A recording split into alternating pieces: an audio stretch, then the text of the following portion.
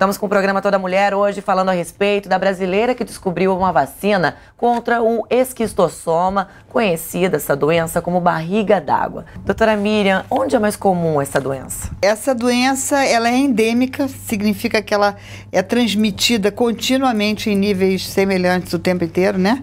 E ela é endêmica em alguns países, ela é uma das doenças chamadas tropicais, quer dizer, ela é comum aos países de clima tropical. O Brasil é o principal país endêmico do ponto de vista de um país, e ela é endêmica no Brasil, em alguns locais da América Central, principalmente, e na África.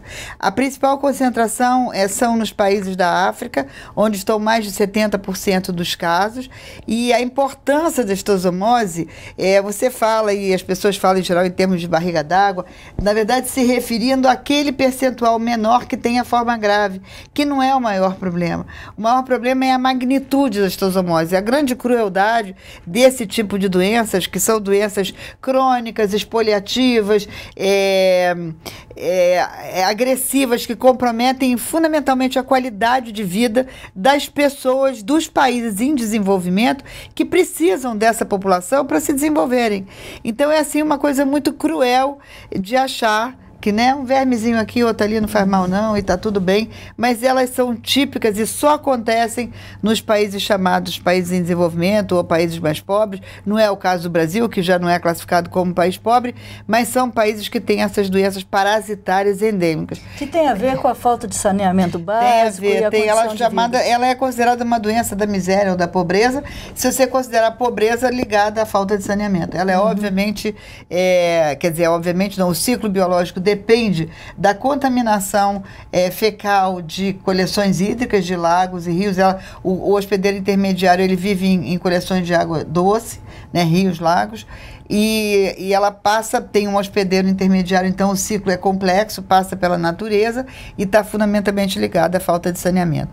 Então isso foi um ponto durante algum tempo, durante alguns anos ou talvez algumas décadas, e que se tentou com educação sanitária, até com controle do caramujo, quer dizer, todo tipo de ferramenta de controle, interromper a transmissão, e nada se conseguiu. Não é que não seja importante, o saneamento é óbvio, fundamental. Em países em que há saneamento básico, né, ou em áreas urbanas em que há saneamento básico, você não tem essa transmissão. Só que o fato da gente ter a possibilidade hoje, através da biotecnologia, de desenvolver vacinas para essas doenças, em vez da gente ficar esperando, quer dizer, a gente tem a obrigação, né, de usar os recursos tecnológicos que são viáveis e possíveis, não só para desenvolver produtos para as doenças que existem em mercados ricos. Sim. As doenças que nos assolam, as doenças parasitárias, as doenças que são nossas, esse foi sempre o foco do meu trabalho e o foco do meu interesse como médica. Eu me formei na UERJ, na época era considerada a melhor ou a segunda melhor faculdade de medicina do Brasil. E o foco do meu interesse sempre foi direcionado para as doenças que são importantes para o Brasil, né? Em que pese há pesquisadores e grupos pesquisando esse tipo de doença na Europa, em vários países, nos Estados Unidos, nossos principais competidores são exatamente americanos e europeus. E o ponto é que se nós não desenvolvermos vacinas e produtos para essas doenças, um dia nós vamos comprar, né, de alguém. Então esse eu acho que é o grande diferencial, e eu acho que é um ponto importante. Não é magia, não é eureka, houve esses momentos mais assim exuberantes nesse sentido, mas é um trabalho, vamos dizer, que tem uma metodologia, que tem um direcionamento, que tem uma estrutura, uma estratégia, um foco. A senhora falou em caramujos. Sim. E a gente vê uma proliferação daqueles caramujos africanos. Não são esses. Não são esses? Não são esses. São caramujos de água doce. Aquele pequenininho. Não são tão pequenos, mas são bem menores do que esses africanos. Enfim, e as medidas de controle passaram por tentativas de lidar lidar não com o fim, mas com qualquer etapa do meio, que são, óbvio, fundamentais, né? Educação sanitária, saneamento Mas o fato é que hoje nós temos um recurso fundamental, que é o recurso da biotecnologia, que é um capítulo todo novo na área da ciência. Nós vivemos nos anos para trás, das décadas de 70, de 60, vivemos o apogeu da química e da física, que nos deu todos esses equipamentos que nós temos hoje. Da química veio todo o desenvolvimento da indústria química e da indústria farmacêutica, com as drogas, mas todos esses produtos que beneficiaram tanto a humanidade, eles não são capazes de interromper a transmissão. Então, na verdade, quando a histosomose, como os outros eumintes, são ainda fortemente os programas atuais fundamentados no uso de drogas, que não foram capazes, apesar de décadas de uso, não foram capazes de interromper a transmissão. E quando você fala em tratamento, você está pressupondo a pré-existência da doença. Nós estamos falando em saúde, né? Vacina está ligada à preservação da saúde, à profilaxia da doença, a evitar a doença, né? Que é uma função, ou vamos dizer, uma consequência do saneamento também. Mas hoje nós temos ferramentas, a biotecnologia, que nos permite, de forma realística, estratégica, politicamente organizada, científica, de se desenvolver produtos para as doenças que são importantes para nós. Então, esse eu acho que é um dos pontos mais importantes. E quando se fala do tempo que eu levei, ou que esse projeto levou, ele não é um tempo de pesquisa, ninguém fica 30 anos debruçado em cima da científica. São as dificuldades administrativas, operacionais, políticas, a burocracia, todas as dificuldades que a gente tem na ciência no Brasil, que fazem com que se leve 30 anos ou não se chegue nunca.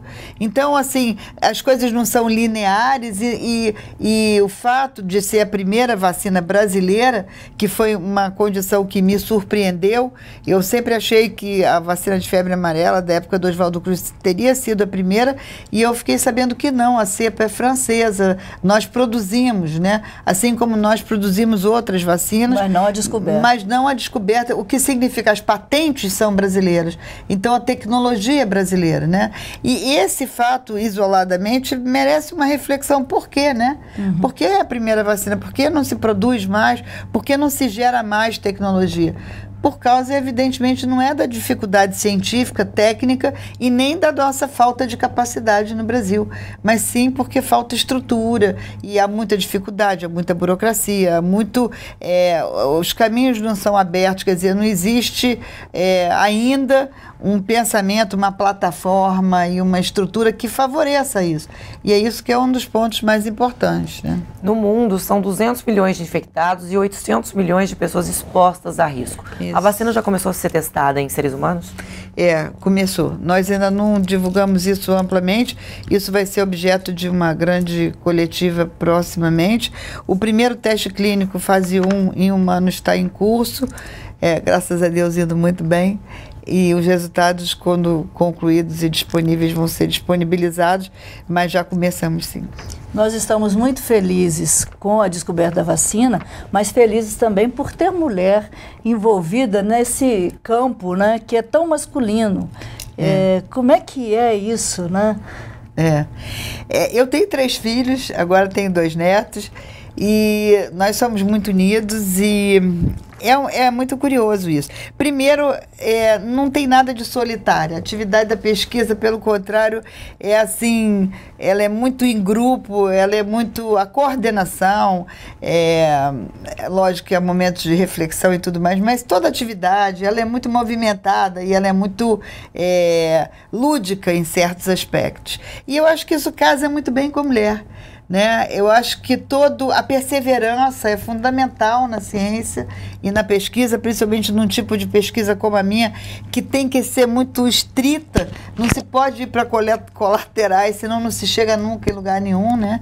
Então, acho que isso são características bastante femininas, a disciplina, a perseverança, quase que uma obstinação. Mas, assim, do ponto de vista de vida pessoal, não me impediu nada, pelo contrário, isso acaba trazendo para dentro da da vida profissional a família, os filhos e é tudo um grande barato. Quer dizer, nada, às vezes falta tempo, né? Um tempo atrás eu brinquei numa entrevista que às vezes eu chego no cabeleireiro e falo, só tem tempo para fazer 3 unhas de cada mão. Isso é lógico que é assim, não dá para prever, não dá para marcar. Bateu o meu recorde, viu? Não dá para marcar hora em cabeleireiro, não dá. Muitas vezes eu faço isso domingo em casa, minha cabeleireira vai em casa, coisas assim, né? Conheço todos os cabeleireiros de aeroporto, mas dá tempo para tudo, né? E acaba sendo uma ginástica, vamos dizer assim, movimentada, né? Mas não é típico da mulher, mas ao contrário, o mercado está... Hoje, se você olhar nas faculdades de medicina, a proporção de homem e mulher está aumentando para a mulher, você tem muito mais mulheres em áreas tecnológicas e na área da ciência também, né? Hoje, o Instituto Oswaldo Cruz, que é a unidade da Fiocruz que eu pertenço, é dirigido por uma mulher e eu acho que a presença da mulher na ciência é cada vez mais forte e houve momentos em que... E ainda há, né, assim, muito machismo em alguns segmentos, principalmente num projeto como esse que eu coordeno. Então, mas muito mais pela afronta para os países desenvolvidos de que uma mulher lá de baixo, lá debaixo do Equador, entendeu? Quer dizer, que uma mulher tenha se sobressaído ou tenha conseguido desenvolver um produto pioneiro, avançado, para uma doença, né, que é importante pela inovação. Mas eu sinto hoje que o preconceito, as dificuldades culturais, elas estão muito mais no nível de nós no Brasil, né? Ser mulher ainda piorou mais um pouco, mas nós termos feito uma vacina, ou estarmos finalizando o desenvolvimento de uma vacina cobiçada no mundo inteiro para uma doença parasitária, para um grupo de doenças parasitárias de interesse global, numa situação onde o Brasil, como país endêmico para várias doenças parasitárias, sempre colaborou com os grupos estrangeiros. Só que a tecnologia ficava lá em cima, em laboratórios americanos, europeus, assim sempre foi, né? Eles vinham com a tecnologia, nós com a doença.